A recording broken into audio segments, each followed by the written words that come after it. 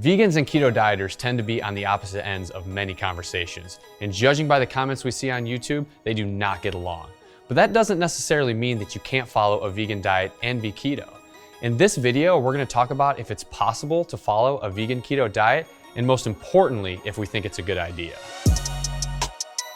I'm Chris Irvin. I'm a nutrition researcher and education manager here at Perfect Keto. I've been studying the keto diet for the last 5 years, focusing on things like weight loss, therapeutic uses of the diet, athletic performance, and overall health and wellness. Following a vegan diet is definitely possible. Like the standard vegan diet, you're going to be sticking to plant-based foods, except for you're also going to be focusing on keeping your carb intake low. This means sticking to foods like spinach, mushrooms, broccoli, avocados, low-carb berries, nuts and seeds, and fermented foods like sauerkraut and kimchi. The point is that there are keto-friendly vegan foods, which means that you can follow a vegan keto diet. But more importantly is whether or not we think you should follow a vegan keto diet. Here are 3 reasons why we think you should not. Reason number 1, vegan keto is super restrictive. Dieting is already restrictive enough, which is one of the primary reasons why many people can't stick to their diet. On a vegan keto diet, the amount of different foods that you can eat is so little that the diet just isn't sustainable. We always recommend choosing a diet that's going to be easiest for you to stick to long term. The second reason we don't recommend vegan keto is protein intake.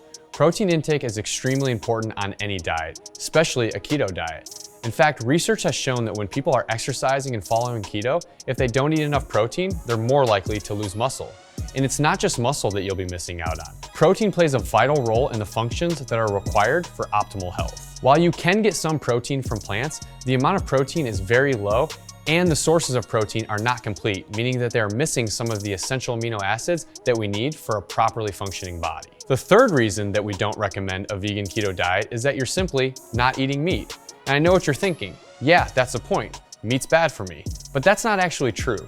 Contrary to what most of our society is telling us right now, meat isn't bad for us. In fact, meat is one of the most nutrient-dense foods that you can get in your diet. The problem with eating a plant-only diet is that our digestive systems are not optimized for absorbing nutrients from plants. They are, however, optimized for absorbing nutrients from meat.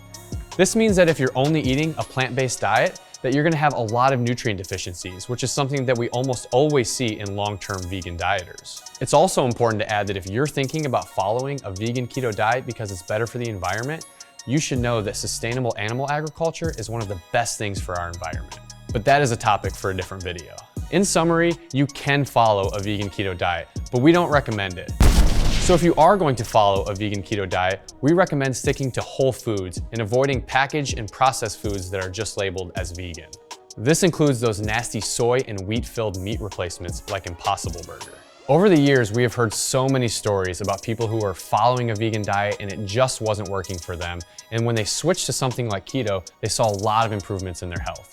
If that's you, we'd love to hear your story, so please comment below.